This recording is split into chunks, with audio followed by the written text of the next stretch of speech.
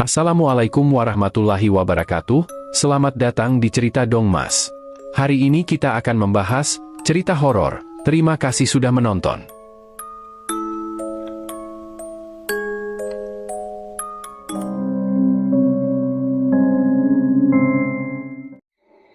Cerita ini kelanjutan dari video sebelumnya, bagi yang belum nonton part satunya.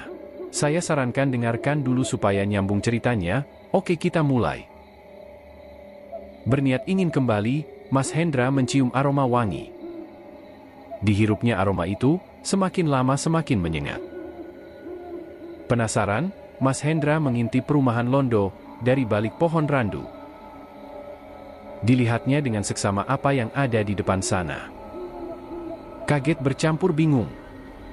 Di salah satu rumah, ada sosok yang tengah berdiri, mengenakan gaun putih panjang sampai lantai. Sosok itu menatap jalanan. Rambutnya pirang. Posturnya tinggi, ramping dan berbau wangi. Dalam kebingungan, Mas Hendra baru sadar. Bagaimana bisa ada orang di rumah itu? Bukannya Om Ardi mengatakan tempat itu kosong melompong. Rupanya perasaan mencolok itu membuat sosok itu sadar tengah diintip. Sosok itu memandang pohon randu tempat Mas Hendra bersembunyi.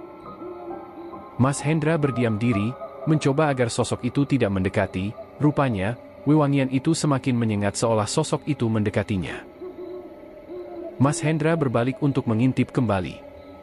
Benar saja dugaannya. Noni Belanda itu rupanya mendekatinya, tertawa nyaris cekikikan, yang bikin Mas Hendra lari terbirit-birit. Sosok itu mendekatinya terbang. Kakinya tidak menyentuh tanah sama sekali. Tak peduli kemana ia berlari, yang penting adalah menyelamatkan diri terlebih dahulu. Akhirnya, Mas Hendra berhenti untuk mengistirahatkan kakinya. Baru sadar, dia sudah berlari jauh ke samping lapangan tenis.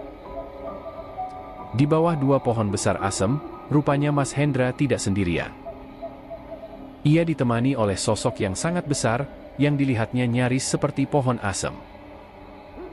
Ternyata, itu adalah kakinya. Gue yang dengar Mas Hendra cerita, cuma bergidik dan terbayang-bayang.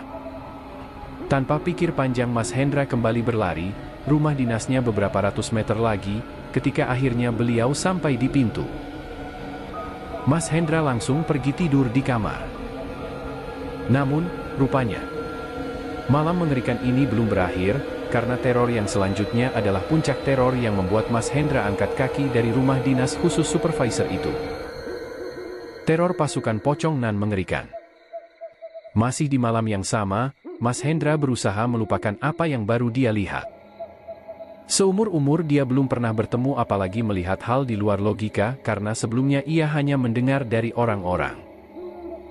Namun, jam 1 dini hari tidak membuat Mas Hendra bisa tidur. Sebaliknya, ia kepikiran wajah Nona Belanda rupanya benar-benar membuat Mas Hendra kepikiran.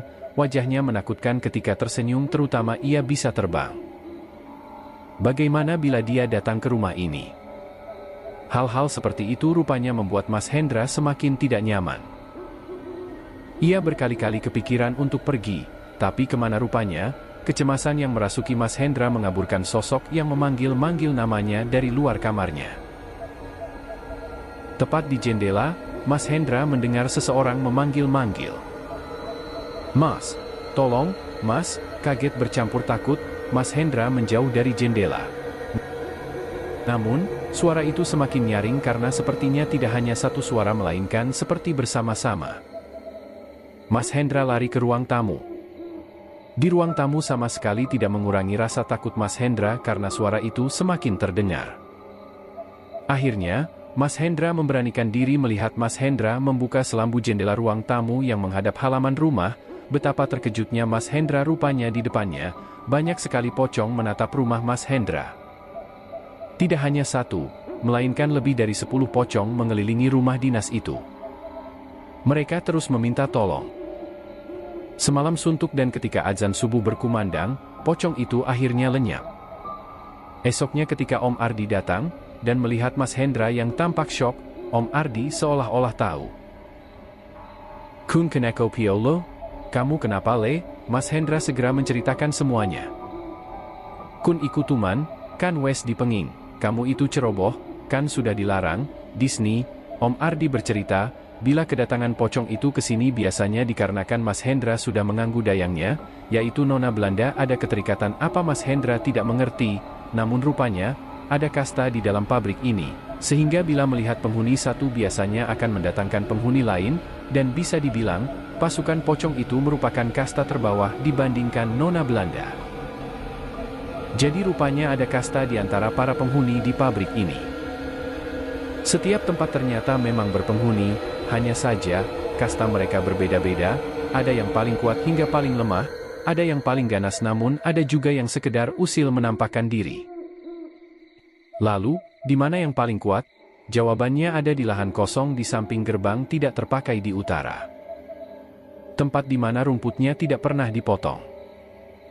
Dahulu, sebenarnya lahan itu akan dialihfungsikan untuk parkir truk yang mengangkut tebu, jadi dilakukan pembabatan guna membebaskan lahan dari rumput liar. Pekerja pabrik mulai melakukan pembersihan, rumput dibabat, sampai pohon mangga di sana akan ditumbangkan. Namun, rupanya, hal yang mereka lakukan membawa kemarahan yang besar bagi penghuninya.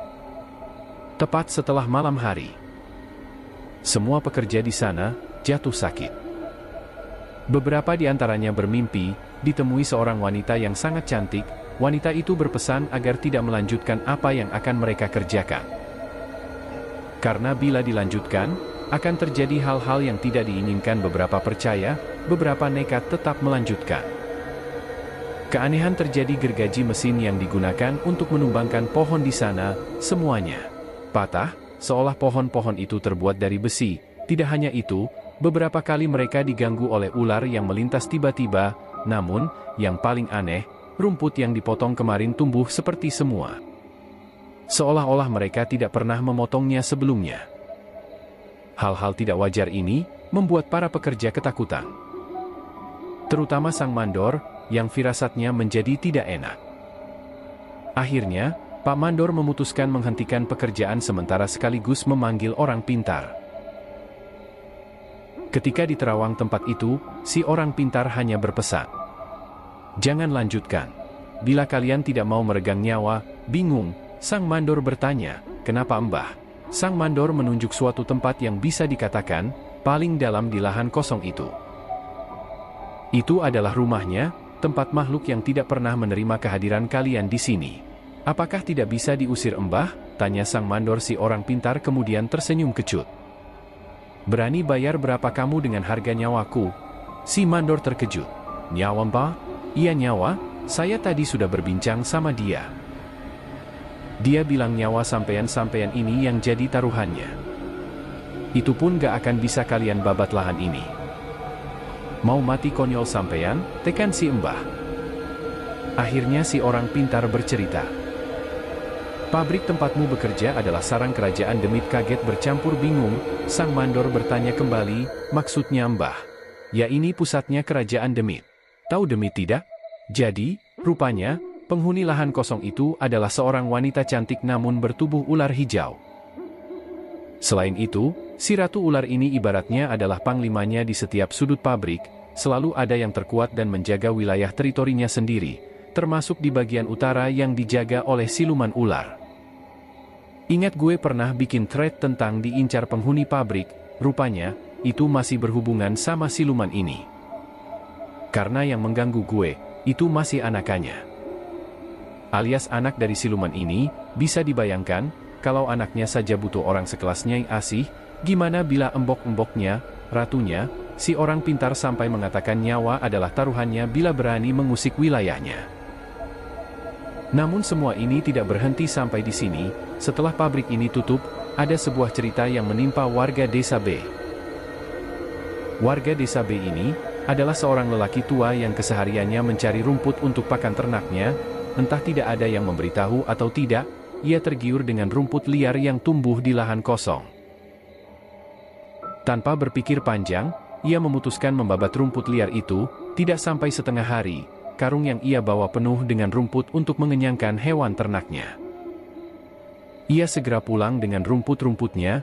Tanpa ia sadari, ia juga membawa pulang malapetaka bersamanya. Malamnya, ia terbaring sakit. Badannya demam, panas, sudah diberi obat namun seperti tidak berpengaruh. Tidak hanya itu, si lelaki tua meronta menahan sakit yang teramat sangat, seperti disiksa oleh sesuatu. Rupanya, ada orang yang tidak sengaja melewati rumahnya. Ketika orang asing itu melewati rumahnya, ia kaget, karena di depan rumah lelaki tua, ada wanita bertubuh ular sedang menari-nari di depan rumah. Dalam hati, orang itu hanya berkata, "Sebuah bencana ada di rumah ini." Keesokan harinya, orang asing itu bertamu. Pria itu disambut oleh istrinya, lalu dia bertanya kepada istrinya dan akhirnya sang istri bercerita. Dia meminta izin untuk melihat lelaki tua itu. Di luar dugaan, kondisinya sudah sangat parah. Bahkan beberapa kali, lelaki tua itu meracau minta mati. Atas usul orang asing itu, lelaki tua tersebut dibawa ke guru spiritualnya. Namun, rupanya semua sudah terlambat. Tarian yang dilakukan oleh wanita ular itu ternyata adalah tarian kematian untuk lelaki tua tersebut. Namun, semua belum berakhir. Di tubuh lelaki tua itu, ditemukan sisik ular. Si istri hanya menangisi jasad suaminya yang malang. Orang asing itu akhirnya memberi saran, agar pemakamannya dilakukan dengan tertutup untuk menghindari aib dan mulut orang-orang tak bertanggung jawab. Namun, semua orang tahu akan kisah ini dan tidak begitu terkejut ketika mendengarnya. Gue dan yang lainnya akhirnya bergegas pulang, manakala hari sudah terik, dengan jambu biji sekresek, kita sepakat mau lewat gerbang utara, di samping lahan kosong. Rupanya, Udin benar, di dekat gerbang ada kawat yang bisa ditarik sehingga kami bisa menerobos lewat. Jujur gue masih merinding tiap lihat lahan itu, auranya gelap dan mencekam. Namun, gue masih ingat pesan seseorang. Asal kamu gak ganggu, dia juga gak akan mengganggu.